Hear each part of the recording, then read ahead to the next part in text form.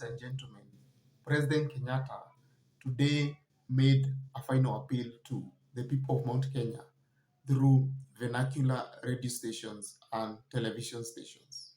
Rũhiũ rwĩ guoko-inĩ rũrĩa rũtagĩrĩire nĩ gũkorwo rũrĩ no rũhũthĩrwo gũkũnyararira, right? Okay, na nĩ tuonete ũguo kinya ona gũkũ gwitũ, na nĩ tuonete ũguo kinya ona thĩ cia nanja, na rũhiũ o rũu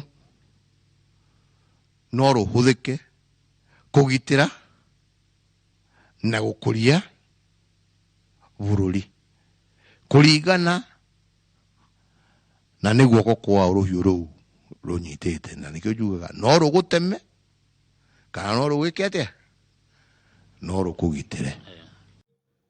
President Kenyatta's meeting with the members of press from Mount Kenya was meant to achieve two things. One, to thank Mount Kenya people for overwhelmingly supporting President Kenyatta for the last 10 years. Secondly, to persuade the people for the last time to vote for Azimio. On the first issue, President Kenyatta was clear that his unity with William Ruto was meant to bring peace between the communities in Rift Valley and the communities in Mount Kenya.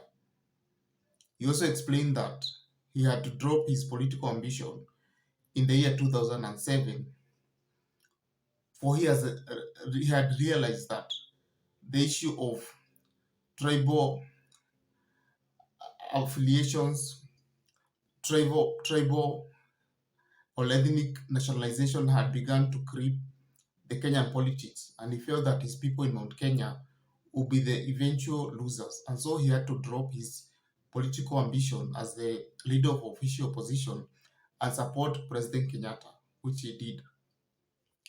On the second issue, he could not have openly campaigned for Azimio, for we all know the deadline for campaign ended yesterday at 6 p.m.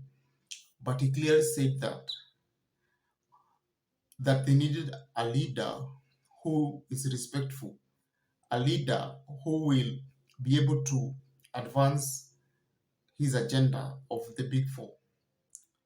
He was tacitly campaigning for Raila Odinga and, of course, decampaigning his deputy. He gave a good analogy or a metaphor of the sword. He said that a sword was an important tool, but a sword can do two things.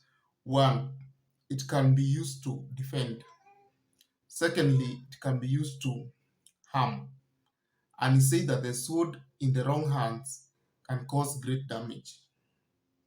Well, he did not say whose hands were the wrong one, but clearly the people were told to vote wisely. Again, he defended himself for the handshake of 2017, saying that it was meant to bring peace. The question that he did not answer was why there was a fallout between him and his deputy. He said that he did not want to go deeper into the issue of campaign, but his main purpose was to leave his people of Mount Kenya peacefully coexisting with other communities and also safeguard their investments, especially their farming business and their other several businesses they run across the country. He said that he will always be around, and if you need him, you get his counsel and his support. So clearly, he will not leave the country. Probably he will not be directly involved in politics, but he'll be around.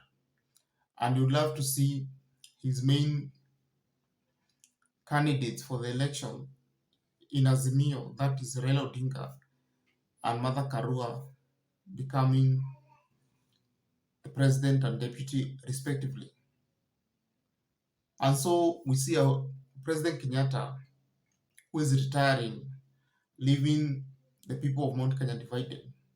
The last thing he said was about unity, saying that if the people of Mount Kenya do not become united, they will be dispersed by their enemies and they will never rise again to power. So, as we saw the president speaking in vernacular, no one would be surprised, or everyone felt like probably that the last time you see a president addressing a gathering or the members of the press in vernacular language,